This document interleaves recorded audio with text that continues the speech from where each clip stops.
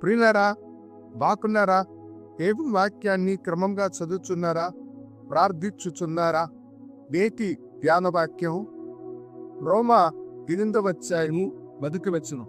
కాబట్టి ఇప్పుడు క్రీస్తు యేసునందున్న వారికి ఏ శిక్షావిధియు లేదు.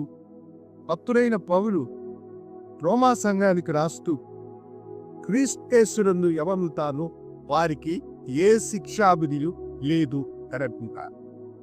ఈ మాటలో ఉన్న ఆంతర్యం చెప్పి, ఒకడు నేరము చేసిన వాడైతే వాడికి శిక్ష తప్పదు. వాడు నరహంతకుడైతే అతనికి మరణ శిక్షను విధిస్తా. ఒకడు దొంగతనం చేస్తే ఆ దొంగతనములకు తగినటువంటి శిక్షను తీస్తా. ఒకడు అన్యాయస్తుడై తన పొరుగువాడికి కీడు చేస్తే వారి అన్యాయములకు తగినటువంటి శిక్షను విధిస్తా. అయితే భక్తుడైన పౌలు ఇక్కడ చెప్తున్న మాటలో ఉన్న ఆంతర్యం ఏమిటంటే, క్రీస్తు యేసునందున్న వారికి ఏ శిక్షావిధియు లేదు అని. అనగా ఈ లోకములో ఉన్న ప్రతి మానవు పాపిగా జీవించినప్పుడు ఆ పాపమునకు తగినటువంటి శిక్షను దేవుడు మరి స్వీకరించుగాక. రోమా 6:23లో దేవుని మాట ఏమంటున్నట్టే, పాపము వలన వచ్చు జీవితము మరణం అని అర్థం.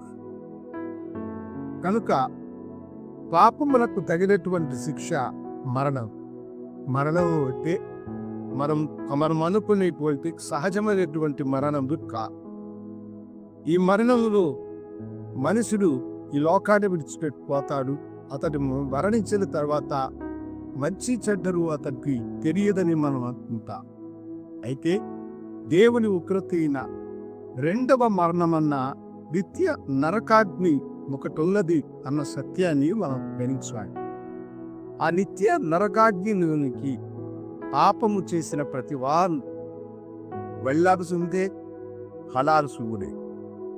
ఆ నరకాగ్నిల నుండి ఒకడు తప్పించుకోవాలంటే వాని కొరకై ప్రభువైన యేసు ఈ లోకానికి వచ్చి మృతి పొంది తిరిగి లేచునని వాడొప్పుకొని తన పాపములను విడిచిపెట్టినప్పుడు దైవాశీర్వాదులతో కూడిన మోక్షరాజ్యను వాడికి అనుగ్రహిస్తారు.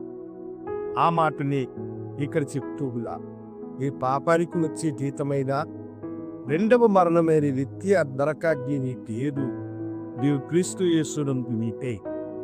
నీవు యేసునందున్నావా? నీకు ఎలాంటి శిక్ష ఉండదు. నీవు యేసునందు లేకపోతే నీ జీవితానికి నీవే ఉత్తరవాది అనే సత్యాన్ని నువ్వు జ్ఞాపకం చేసుకో. నాతో కూడా ప్రార్థన నీకు కోసం. ధనురా, నీ వైపు చూసి యేసు నన్ను క్షమించు అన్న బిడ్డలను నీ క్షమించి వారిని ఆశీర్వదించు. నిత్య పరలోక వాసుల వారిని చేయబో. యేసు నామం నడిము విశ్రాంతి తండ్రి. ఆమె శుభోదయం. ప్రభు మిమ్మల్ని దీవించుగాక. ఆమె.